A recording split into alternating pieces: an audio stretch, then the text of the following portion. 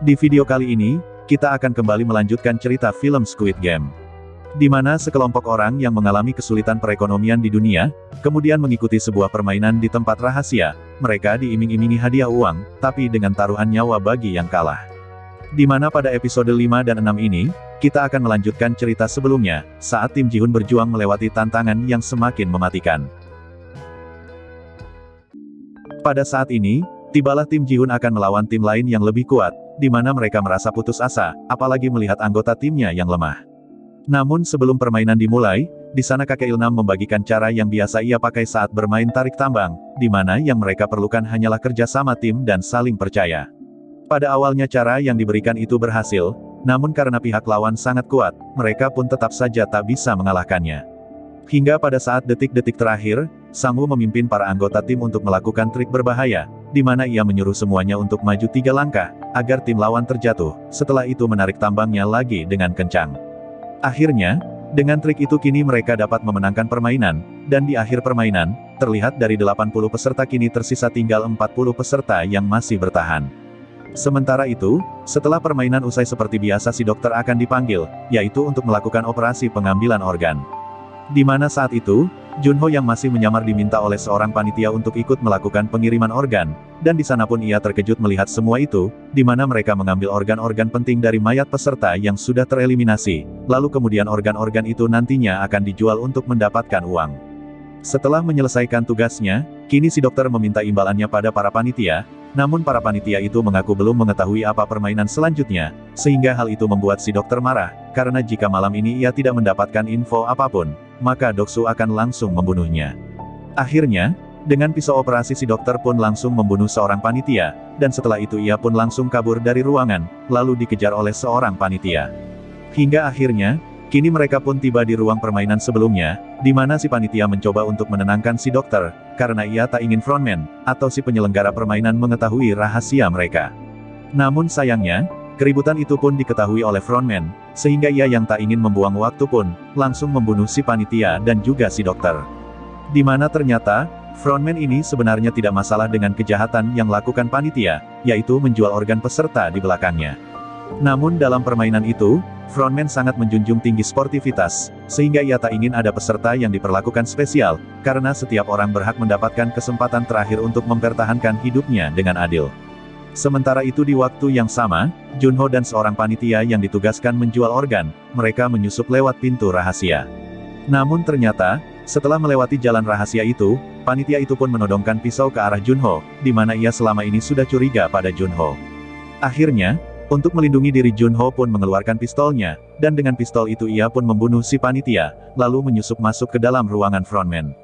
Sementara di lain sisi, frontman dan para panitia lain kini sudah menemukan mayat panitia yang tertembak, dan dari peluru di kepalanya frontman pun mengetahui, jika peluru itu berasal dari pistol polisi.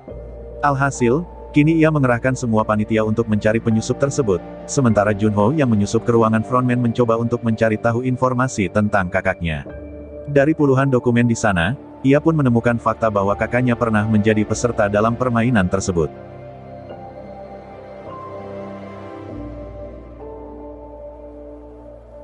Tak lama kemudian, permainan selanjutnya pun sebentar lagi akan dimulai. Terlihat ketika peserta dalam perjalanan menuju ke tempat permainan, mereka pun diperlihatkan mayat si dokter dan mayat panitia yang lain. Di sana mereka mengingatkan bahwa itu juga bisa terjadi pada mereka jika berbuat curang. Pada babak kali ini, peserta diharuskan berpasangan 2 orang, di mana jumlah peserta saat ini ada 39, di mana akan ada 1 orang yang tidak memiliki pasangan. Terlihat saat itu, tidak ada peserta yang mau berpasangan dengan kakek Ilnam, karena mereka takut babak ini akan membutuhkan kekuatan seperti sebelumnya.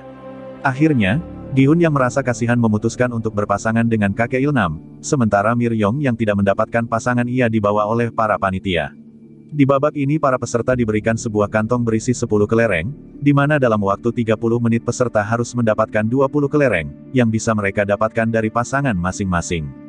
Sementara di lain sisi, kini penyakit kakek Ilnam kambuh, sehingga ia tidak peduli dengan permainan dan berkeliling di sekitar arena, dan hal itu tentu membuat Gi-hoon panik dan terpaksa membentak si kakek. Tak lama kemudian, akhirnya kakek Ilnam pun sadar, dan mereka memutuskan untuk bermain tebak-tebakan. di mana mereka hanya perlu menebak jumlah kelereng di tangan lawan, apakah jumlahnya ganjil atau genap, dan jika benar maka kelereng di dalam tangan akan diberikan. Tak disangka, ternyata berkali-kali kakek Ilnam menebak dengan benar, dan ia pun memenangkan banyak kelereng. Di lain sisi, Sang Wu yang berpasangan dengan Ali memutuskan untuk bermain secara adil, di mana Ali berhasil menang dan mendapatkan kelereng yang cukup banyak. Di sana Ali merasa bersalah dan tidak tega pada Sang Wu, namun ternyata Sang Wu memanfaatkan kepolosan Ali, sehingga ia menipunya dan mengambil semua kelereng Ali, kemudian menukar kelereng Ali dengan batu. Di lain sisi, Sep Yok yang berpasangan dengan Ji Yong, mereka memilih untuk mengobrol bersama, dan dari sana Ji Yong pun memutuskan untuk mengalah, lalu membiarkan Sep Yok lolos dari permainan karena ia sebatang kara. Kembali lagi kepada Gi-hun dan kakek Ilnam, di mana kini kelereng Gi-hun tersisa satu. Pada saat itu, ternyata tebakan Gi-hun salah lagi, namun untungnya penyakit kakek kambuh, dan ia lupa apa tebakan dari Gi-hun. Karena hal itulah, kini Gi-hun mengganti tebakannya, sehingga ia berhasil menang. Hal itu kini terus Gi-hun lakukan, agar ia bisa membalikkan keadaan, hingga akhirnya kelereng kakek hanya tersisa satu. Pada saat itu, kakek Ilnam meminta agar mereka bermain satu ronde lagi, namun harus mempertaruhkan semuanya. Sontak mendengar hal itu, Gi-hun merasa tidak adil, karena ia memiliki 19 kelereng, sementara kakek Ilnam hanya memiliki satu kelereng. Setelah mendengar hal itu, kakek Ilnam pun mengatakan, bahwa selama permainan tadi, ia sebenarnya tahu bahwa ia dibodohi oleh Gi-hun, namun ia sengaja membiarkannya. Akhirnya, setelah mendengar hal itu, Gi-hun merasa sedih dan bersalah, namun kakek meraih tangan Gi-hun dan memberikan satu kelereng terakhirnya, kemudian berterima kasih karena sudah merawatnya selama ia berada di sana, dan berkat Gi-hun juga ia kini merasa bahagia di sisa-sisa terakhir hidupnya. Lalu kemudian, tepat setelah mengatakan hal itu, tiba-tiba waktu pun habis, dan kakek Ilnam pun dinyatakan tereliminasi dan ditembak, begitupun juga peserta lain yang tidak mendapatkan kelereng. Kemudian setelah itu, episode 5 dan 6 pun selesai.